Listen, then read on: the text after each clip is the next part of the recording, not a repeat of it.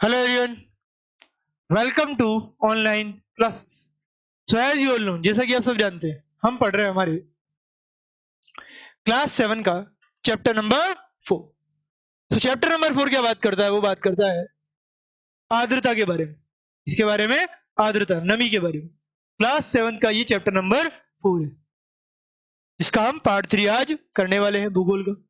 तो आर्द्रता क्या है, चलिए देखते हैं।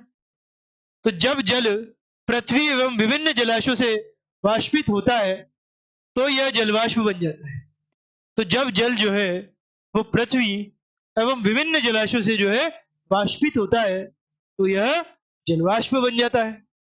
वायु में किसी भी समय जलवाष्प की मात्रा को आर्द्रता कहते हैं। तो वायु में किसी भी समय अगर जलवाष्प की मात्रा बढ़ गई तो उसे हम क्या कहेंगे?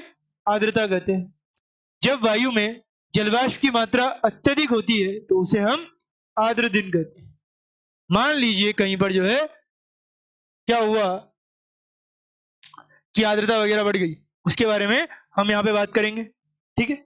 तो कई सारी चीजें जो है हम यहाँ पे चैप्टर नंबर 4 के पार्ट 3 में क्लास 7 में देखने वाले हैं। आर्द्रता के बारे में हम यहाँ पे देखने का प्रयास करेंगे। तो चलिए देखते हैं। तो आर्द्र दिन इस तरह से होते हैं, हमने देख लिया कि वायु में किसी भी समय जलवाष्प की मात्रा को हम क्या कहेंगे? आर्द्रता कहेंगे। आर्द्रता मतलब नमी होता है एक तरह से। जब वायु में जलवाष्प की मात्रा अधिक हो जाए तो उसे हम क्या कहेंगे? आर्द्र दिन कहेंगे। जैसे जैसे वायु गर्म होती है इसकी जलवाष्प धारणा करने की क्षमता बढ़ती जाती है और इस प्रकार यह और अधिक आर्द्र हो जाती है। आर्द्र दिन में कपड़े सूखने में काफी समय लगता है। आप देखेंगे जब भी आर्द्र दिन होते हैं कपड़े सूखने में काफी समय लगता है। क्यों? क्योंकि नमी होती है पर्यावरण में। अब नमी के कारण आपके जो कपड़े हैं वो जल्दी नहीं सूख पाते क्योंकि उसमें जलवाष्प होती है, उस वजह से नहीं सूख पाते।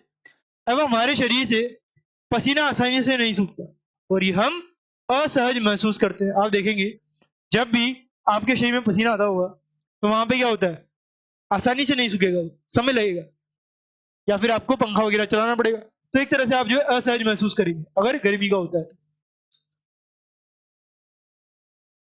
जब जलवाष्प ऊपर उठता है तो यह ठंडा होना शुरू हो जाता है और जैसे ही जलवाष्प हो रहा है गर्मी की वजह से ऊपर उठ रहा है तो क्या होगा? ठंडा होना भी शुरू हो जाएगा।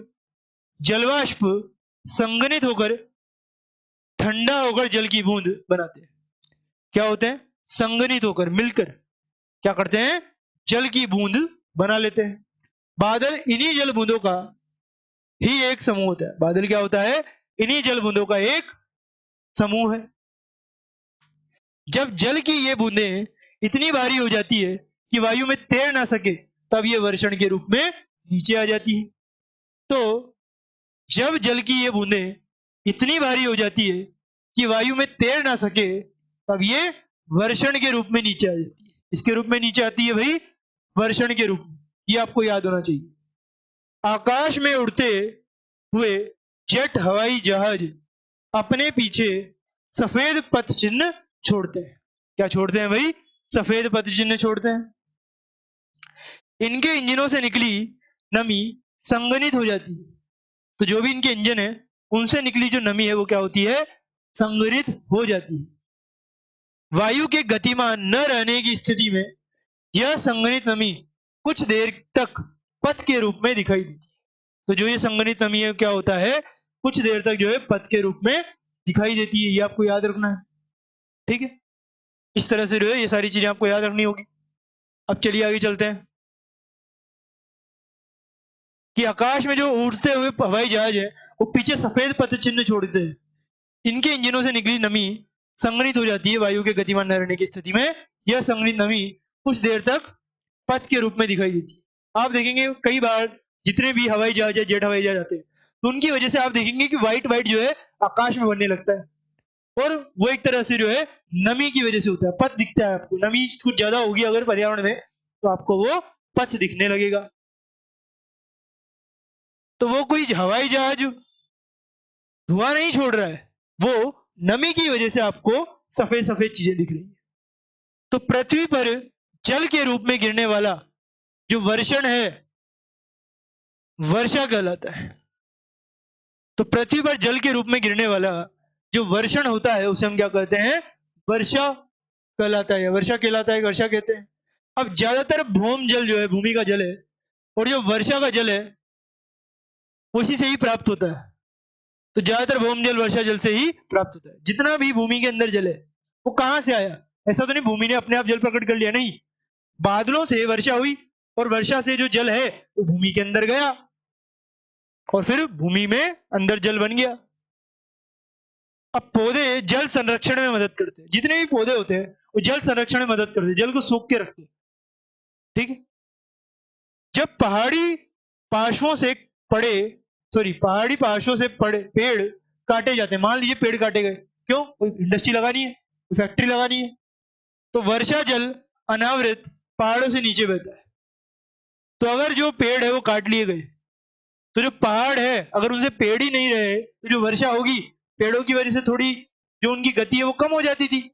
मगर अब जब पेड़ ही नहीं है तो सारे की सारी वर्षा जो आएगी वो गति से बाढ़ के रूप में आएगी और कई ज्यादा विनाश करेगी। तो पेड़ों को काटने से नुकसान भी होता है। एवं निचले इलाकों में बाढ़ का जो है कारण बनता है, यही मैंने आपको बताया भी। क्रिया विधि आधार पर वर्षा के 3 प्रकार होते हैं। अभी जो वर्षा है ना, क्रिया विधि के आधार पर हम देखें तो इनके भी 3 प्रकार है भाई। इनके वर्षा के भी 3 प्रकार है। कौन कौन से?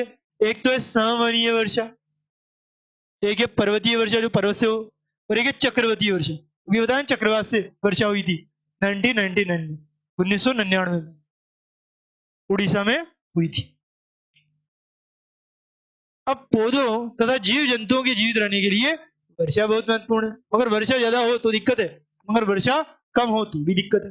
क्यों? क्योंकि वर्षा तो जरूरी है, क्योंकि वही तो हमारे फ्रेश वाटर मतलब पीने योग्य पानी का अकेला स्रोत है। तो इससे धरातल को ताजा जल प्रदान होता है भाई। इससे क्या होता है? धरातलों को ताजा जल प्रदान होता है जो भी वर्षा होती है। यदि वर्षा कम हो तो जल की कमी तथा सूखा आ जाता है। इसके विपरीत अगर वर्षा अधिक होती है तो बाढ़ आ जाती है। अगर वर्षा अधिक होगी तो बाढ़ आ जाएगी, और अगर वर्षा कम होगी तो कुछ और होगा। इस तरह की चीजें जो है हो जाती है, ये आपको पता होना चाहिए। तो इसके विपरीत अगर वर्षा अधिक होती है तो बाढ़ आ जाती है। क्या आ जाती है? बाढ़। क्या आप जानते हैं यहाँ पे क्या लिखा हुआ है? क्या आप जानते हैं? तो वर्षण के दूसरे रूप कौन कौन से हैं भाई? हिम, जो हिम वाले पर्वत में भी देखे हैं आपने, सहिम वृष्टि और ओला। ओला ओला वर्षा होती है ना, कभी कभी भारत में भी हो जाती है, मगर वो बहुत कम होती है। तो इस तरह से वर्षा के प्रकार देख लिए हमने। ये देखिए चक्रवर्ती वर्षा अभी हमने देखा था, पर्वतीय वर्षा पर्वत की तरफ आर्द्र वायु में ये देखिए वर्षा हो रही है, इधर सूखा पड़ा है। तभी तो एक जगह हमारे वर्षा होती है तो कहीं हम कई बार हमारे रिश्तेदारों उनको फोन करके कहते हैं कि भाई आपके यहाँ वर्षा हो रही है? उन्होंने कहा हाँ हमारे यहाँ तो वर्षा नहीं हो रही। कारण है कि भाई जिस जगह पहाड़ का मुंह है उस जगह वर्षा हो रही है, दूसरी जगह नहीं होती, क्योंकि पवन जो है एक जगह आ रही है, दूसरी जगह जो है इसकी वजह से नहीं आ पा रही। तो सारी चीजें जो है आपको पता होनी चाहिए। फिर ये है समवहनीय वर्षा, मतलब यहाँ पे कोई सूरज होगा, उसने बहुत ज्यादा हीट दी तो यहाँ से जो है क्या हुआ, ऊपर गई, तो यहाँ पे क्या है, कम दबाव हो गया। कम दबाव होने की वजह से यहाँ पे ऊपर जा रहे हैं, तो जैसे ऊपर जाएंगे तो क्या होगा, ये बादल वगैरह बनेंगे और फिर ये वर्षा कर देंगे। तो ये आपको ध्यान रखना चाहिए। और ये कम दाब में, निम्न दाब में ही हो सकता है। तो इस तरह से हमने वर्षा के प्रकार भी पढ़ लिए, और हमारा जो चैप्टर है वो होता है क्या, कंप्लीट। तो हमारा चैप्टर हो गया कंप्लीट। अब हम करेंगे कुछ क्वेश्चन आंसर्स। तो इस तरह से हमने हमारा जो चैप्टर था वायु वो कर लिया है कंप्लीट। अब हम कुछ प्रश्न करेंगे। क्या करेंगे? कुछ प्रश्न करेंगे। तो इन प्रश्नों में कुछ तो मैं आपको होमवर्क में दूंगा और कुछ यहीं पे कराए जाएंगे, तो इसके लिए आपको तैयार रहना होगा। चलिए हम देखते हैं हमारा पहला प्रश्न। सही विकल्प पर आपको क्या करना है, सही का चिन्ह लगाना है। पहला प्रश्न सब पढ़िए, क्या होगा, निम्नलिखित में से कौन सी गैस हमें सूर्य की हानिकारक किरणों से बचाती है? बताइए कौन सी गैस है जो हमें सूर्य की हानिकारक किरणों से बचा के रखेगी? कार्बन डाइऑक्साइड, नाइट्रोजन या ओजोन? बताइए कौन सी गैस है जो हमें सूर्य की हानिकारक किरणों से बचा के रखेगी? तो वो है ओजोन। मैंने बताया था ना ओजोन कहां पे है, ये मैंने आपको एक मंडल बताया था, याद कीजिए, समताप मंडल, वहां पे मिलेगा ना ओजोन। वही तो हमें क्या करता है, सूर्य की हानिकारक किरणों से बचा के रखता है। अब आ जाइए प्रश्न नंबर 2। वायुमंडल की सबसे महत्वपूर्ण परत कौन सी है, ये आपको बताना है। बताइए कौन सी है सबसे महत्वपूर्ण परत भाई? क्षोभ मंडल, वायुमंडल या मध्य मंडल? बताइए। सबसे महत्वपूर्ण परत तो क्षोभ मंडल है, क्योंकि यहां पर ही सारी गैसें हैं जो आपको चाहिए। तो थर्ड क्वेश्चन आपको पता है कि वायुमंडल की निम्न परतों में कौन सी परत है जो बादल विहीन है? तो हमारे दूसरा तो हो गया। अब तीसरा क्वेश्चन ये बात कर रहा है कि भाई वायुमंडल की निम्न परतों में कौन सी है जो बादल विहीन है? तो देखा जाए तो बादल विहीन है कौन सी? समताप मंडल। तो समताप मंडल वो परत है जो बादल विहीन, ये आपको पता होना चाहिए। ठीक है, अब आ जाइए क्वेश्चन नंबर 4 पे। वायुमंडल की परतों में जब हम ऊपर जाते हैं तब वायुदाब किस तरह से होगा? बताइए। तो जब वायुमंडल की परतों में हम ऊपर जाते हैं तब वायुदाब क्या होता है? मैंने आपको बताया था कि जब हम ऊपर जाएंगे तो वायुदाब क्या होगा? बढ़ता जाएगा। क्योंकि आप देखेंगे कि नीचे सबसे कम वायुदाब कहां होता है? नीचे। और ऊपर ज्यादा होता है, तो ऊपर जाते जाएंगे तो वायुदाब बढ़ता जाएगा। इस वजह से तो अगर आप अंतरिक्ष में अपना सूट खोल दे, अंतरिक्ष में यात्री, तो क्या होगा? इतना दाब बढ़ जाएगा कि विपरीत दाब लगने की वजह से सारी की सारी आपकी जो जितनी भी रक्त वाली कड़िका है सब की सब फट जाएगी और आपकी एक तरह से मृत्यु हो जाएगी रक्तस्राव की वजह से। अब ये जो क्वेश्चन नंबर 5 है ये आप होमवर्क में करके लाइएगा, बड़ा आसान प्रश्न है। अब आ जाते हैं हमारे प्रश्न नंबर ख पे।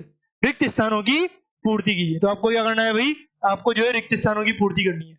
पहला प्रश्न, हमारा वायुमंडल परतों में विभाजित है। कितनी परतों में जो है हमारा वायुमंडल विभाजित है, ये आपको बताना है। मैंने बताया था आपको कितनी परतों में हमारा वायुमंडल विभाजित है, बताइए। तो मैंने आपको बता रखा है, तो ये आपका होमवर्क हो गया, करके लाइएगा। वायु में सर्वाधिक पाई जाने वाली गैस कौन सी है, बताइए। बड़ा आसान प्रश्न है, हर कोई बता सकता है। तो ये आंसर है नाइट्रोजन। नाइट्रोजन एक ऐसी गैस है जो सबसे ज्यादा मिलती है, 78%। क्षोभ मंडल के ऊपर का भाग बताइए क्या होगा? मैंने बताया था वो होता है समताप मंडल। तो क्षोभ मंडल के ऊपर का भाग क्या होता है? समताप मंडल होता है। अब आ जाइए प्रश्न नंबर 4 पे। शीत ऋतु की अपेक्षा ग्रीष्म ऋतु ज्यादा होता है। तो जो शीत ऋतु है उसकी अपेक्षा आप बताइए ग्रीष्म ऋतु में क्या ज्यादा होता है?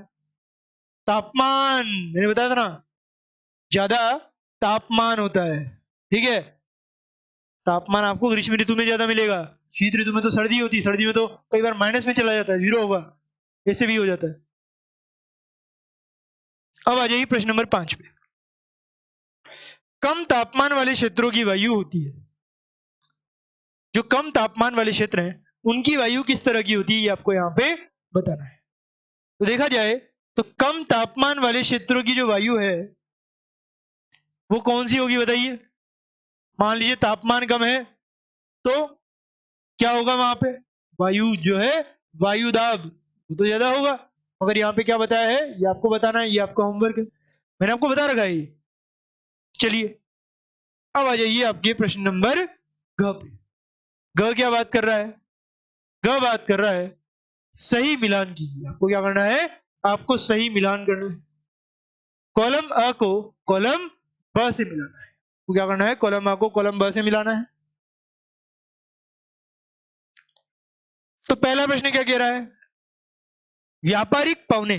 पहला प्रश्न क्या कह रहा है? व्यापारिक पौने, दूसरा लू, तीसरा मानसून और चौथा पवन। बताइए व्यापारिक पौने कौन सी है? तो मैंने आपको बताया था, देखते हैं आगे। अब लू के बारे में बताइए। लू क्या है बताइए? पवन की क्षैतिज गति, मौसमी पवन, स्थायी पवन, स्थानीय पवन। तो मैंने बताया था स्थानीय पवन है, उत्तरी क्षेत्रों में होती है। अब आ जाइए मानसून। मानसून क्या है भाई? मानसून मौसमी पवन चलती है मानसून में, बिल्कुल सही। पवन क्या है भाई बताइए? पवन और व्यापारिक पवन क्या है ये आपको बताना है। स्थानीय पवन, पवन की क्षैतिज गति, बताइए किस तरह से होगा, क्या होगा? तो ये आपके जो है ये दोनों आपके होमवर्क हो गए। ठीक है, मैंने आपको दो बता दिए, दो आपके होमवर्क है। अब आ जाइए क्वेश्चन नंबर घ पे। क्वेश्चन नंबर घ क्या बात कर रहा है? सब पढ़िए। पहला प्रश्न कह रहा है आपको यहाँ पे क्या करना है, सही के आगे सही और गलत के आगे गलत का चिन्ह लगाना है। चलिए लगाते हैं। पहला प्रश्न कह रहा है व्यापारिक पश्चिमी एवं पूर्वी पवने स्थायी पवने। तो जो व्यापारिक पश्चिमी और पूर्वी पवने हैं वो क्या है, स्थायी पवने। क्या स्थायी पवने, मैंने आपको बताई थी 3 तरह की पवने होती है, स्थायी पवने, उसके बाद मौसमी पवने, स्थानीय पवने। तो ये बताइए पश्चिमी और पूर्वी पवने स्थायी होती है क्या? देखा जाए तो बिल्कुल होती है, तो ये सही है। अब आ जाइए प्रश्न नंबर 2, पृथ्वी पर हमें वायुमंडल की आवश्यकता नहीं है, किसने कहा? बिल्कुल गलत, हमें तो है। तीसरा, ऑक्सीजन वायु में प्रचुरता से मिलने वाली दूसरी गैस है, बिल्कुल सही है। पहली गैस कौन सी है प्रचुरता में मिलने वाली? वो है नाइट्रोजन। तो नाइट्रोजन जो है सबसे ज्यादा प्रचुरता में आपको गैस मिलती है, ये आप भी जानते हैं। अब आ जाइए प्रश्न नंबर 4, शोभ मंडल वायुमंडल की सबसे महत्वपूर्ण परत है, क्या ये सत्य है? बिल्कुल सत्य है। अब आ जाइए 5वां, आर्द्र एवं गर्म मौसम आनंद देता है, ये आपको बताना है। ये आनंद देगा या आपको निराशा देगा, ये आपको होमवर्क में बताना है, मैंने आपको आर्द्रता में बताया था। अब आ जाइए आपके प्रश्न नंबर 9 पे, जो क्या बात कर रहा है, निम्नलिखित प्रश्नों के आपको क्या करने हैं, उत्तर देने हैं। चलिए देने का प्रयास करें हम। पहला प्रश्न क्या कह रहा है, वायुमंडल क्या है? आपको क्या बताना है, आपको बताना है कि वायुमंडल आखिर है क्या। तो मैंने वायुमंडल के बारे में आपको बताया था, तो चलिए वायुमंडल की परिभाषा लिखनी है, आ जाइए लिखते हैं। ये रहा वायुमंडल। वायुमंडल क्या है ये आपको बताना है।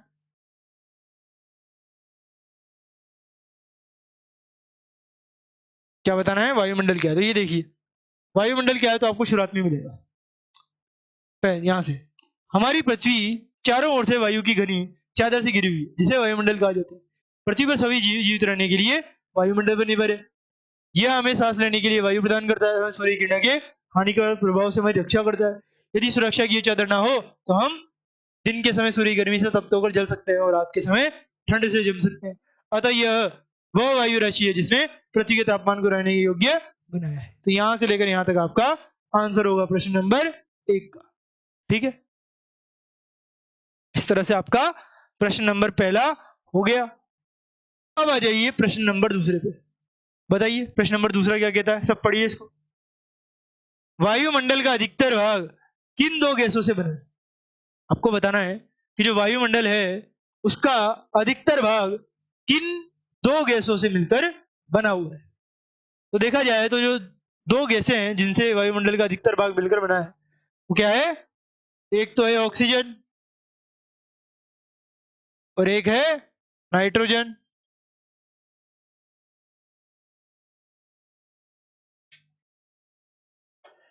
तो ऑक्सीजन और नाइट्रोजन में अगर हम देखें, ऑक्सीजन तो कितनी है 21 और नाइट्रोजन कितनी है 78। तो ये जो है वायुमंडल का बहुत ज्यादा जरूरी हिस्सा है जो हमें यहाँ पे देखने को मिल रहा है। तो वायुमंडल का अधिकतर भाग जो है इन 2 गैसों पर निर्भर है। बाकी और भी गैसें जैसे आर्गन हो गई, कार्बन डाइऑक्साइड हो गई, ये सारी गैसें भी आपको यहाँ पे देखने को मिलेगी। अब आ जाइए प्रश्न नंबर 3 पे। प्रश्न नंबर 3 क्या कह रहा है, वायुमंडल में कौन सी गैस हरित गृह प्रभाव पैदा करती है? तो वायुमंडल में कौन सी गैसें भाई हरित गृह, एक तो आप सबको पता है CO2 मतलब कार्बन डाइऑक्साइड जो हरित गृह प्रभाव पैदा करती है। तो आपका एक तो हो गया क्या, कार्बन डाई ऑक्साइड। तो कार्बन डाइऑक्साइड जो है वो हरित गृह प्रभाव जो है पैदा करती है, ये आपको पता होना चाहिए। फिर आ जाता है चौथा, मौसम किसे कहते हैं? चौथे में क्या लिखा हुआ है, मौसम किसे कहते हैं? हरित गृह प्रभाव करने वाली एक गैस तो मैंने आपको बता दी, और भी कई गैसें, तो ये आपको होमवर्क में बताना है। एक गैस मैंने आपको बताई है, बाकी सारी गैसें आपको जो है होमवर्क में बतानी है। अब चलिए आगे चलते हैं कि भाई और कौन कौन सी चीजें यहाँ पे होगी, कि भाई मौसम क्या है, मौसम किसे कहते हैं। चलिए मौसम को देखते हैं। मैंने आपको बताया भी था मौसम के बारे में कि भाई मौसम क्या है, मौसम में क्या क्या चीजें होती है। ये देखिए मौसम और जलवायु हम यहाँ पे देखेंगे। तो यहां से आपका आंसर शुरू होगा कि मौसम वायुमंडल की प्रत्येक घंटे तथा दिन प्रतिदिन की स्थिति होती है। आर्द्र एवं गर्म मौसम किसी को भी चिड़चिड़ा बना सकता है। अच्छा हवादार मौसम हमें आनंद देता है और हम घूमने की योजना भी बना सकते हैं। मौसम नाटकीय रूप से दिन प्रतिदिन बदलता रहता है। तो जो मौसम है वो नाटकीय रूप से क्या होता है, दिन प्रतिदिन बदलता रहता है। ये हमने यहाँ पे देखा है। किंतु दीर्घ काल में क्या होता है, किसी स्थान का औसत मौसम उस स्थान की जलवायु बताता है। तो ये चीज जो है आपको पता होनी चाहिए। तो जलवायु बताता है, वहां तक जो है आपका आंसर होगा। ठीक है, अब आ जाइए आपका अगला प्रश्न, क्योंकि मौसम और जलवायु आपस में मिले हुए हैं। तो मौसम तो आपने बता दिया, फिर जलवायु से कनेक्ट करके भी बता दिया तो ज्यादा बेटर हो गया। अब आ जाइए प्रश्न नंबर 5 पे। प्रश्न नंबर 5 किस बारे में बात कर रहा है, चलिए देखते हैं। वर्षा के 3 प्रकार लिखिए। आपको क्या करने हैं, वर्षा के 3 प्रकार लिखने हैं। बताइए कौन कौन से होते हैं। मैंने आपको बताया था वर्षा का पहला प्रकार है चक्रवात वर्षा।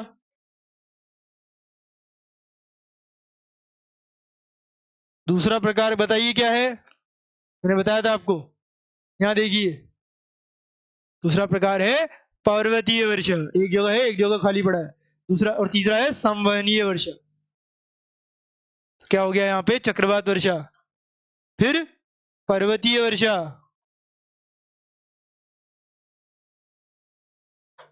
और फिर तीसरा क्या है, संवहनीय वर्षा। ठीक है, इस तरह से आपका 5वां प्रश्न भी हो गया। हमें सिर्फ नाम लिखना है। 3 प्रकार लिखिए, लिख दिए हमने नाम। इन्हें डिटेल में हमें बताना नहीं है, फिर भी आप चाहे तो थोड़ा बहुत बता सकते हैं। अब क्या है, वायुदाब क्या है, आपको बताना है कि वायुदाब आखिर होता क्या है। चलिए देखते हैं वायुदाब के बारे में। मैंने आपको बताया था वायुदाब इस तरह से होता है, कम ज्यादा ये सब भी होता रहता है। ये देखिए वायुदाब के बारे में यहाँ पे लिखा हुआ है। तो आपको बताना है वायुदाब क्या है। तो यहां से आपका आंसर शुरू होगा अभी।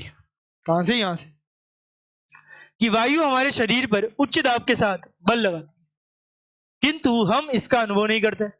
यह इसलिए होता है क्योंकि वायु का दाब हमारे ऊपर सभी दिशाओं में लगता है और हमारा शरीर विपरीत बल लगाता है। पृथ्वी की सतह पर वायु के बाहर द्वारा लगाया गया दाब वायु दाब कहलाता है। तो आपको परिभाषा लिखनी थी ना, ये परिभाषा हो गई। अब वायुमंडल में ऊपर की ओर जाने पर दाब तेजी से गिरने लगता है। समुद्र स्तर पर वायु दाब सर्वाधिक होता है और ऊंचाई पर जाने पर यह घटता जाता है। मैंने आपको बताया नीचे निम्न होता है और ऊपर जाएंगे तो हायर हो जाएगा, मतलब ज्यादा हो जाएगा। वायु दाब का क्षैतिज वितरण किसी स्थान पर उपस्थित वायु के ताप द्वारा प्रभावित होता है। अधिक तापमान वाले क्षेत्रों में वायु गर्म होकर ऊपर उठती है, यह निम्न दाब क्षेत्र बनाता है। यह भी आपको पता होना चाहिए। निम्न दाब बदलकर आकाश एवं नम मौसम के साथ जुड़ा होता है। इस तरह से जो है आपका वायुदाब का आंसर हो जाएगा। ठीक है, क्या हो जाएगा, वायुदाब का आंसर हो जाएगा। तो ये हो गया आपका प्रश्न नंबर 5। इस तरह से हमने, सॉरी प्रश्न नंबर 6 था, तो प्रश्न नंबर 6 भी हमने यहाँ पे देख लिया। अब यहाँ पे क्या दिया है, क्रियाकलाप दिया है कि एक सप्ताह का मौसम कैलेंडर बना है। विभिन्न प्रकार के मौसमों को दिखाने के लिए चित्रों या संकेतों का उपयोग करें। यदि मौसम में बदलाव आता है तो आप एक दिन में से एक से अधिक संकेतों का उपयोग कर सकते हो। उदाहरण के लिए वर्षा रुकने पर सूर्य बाहर निकलता है, एक उदाहरण नीचे दिया गया है। इस तरह से जो है बताया गया कि भाई दिन बाहर निकलता है तो कौन सा मौसम है, धूप वाला दिन। इस तरह से जो है जब कौन सा चांद निकलेगा तो क्या होगी, जब जो है शाम होगी तो कैसा निकलेगा। तो इस तरह से जो है आप बता सकते हैं। तो इससे क्या होगा, आपको चैप्टर समझने में आसानी होगी। तो इस तरह से हमने हमारा जो चैप्टर है वो कर लिया है कंप्लीट। अब हम मिलेंगे हमारे नेक्स्ट चैप्टर में, इसमें मिलेंगे नेक्स्ट चैप्टर मिलेंगे। तब तक के लिए thank you very much, have a nice day.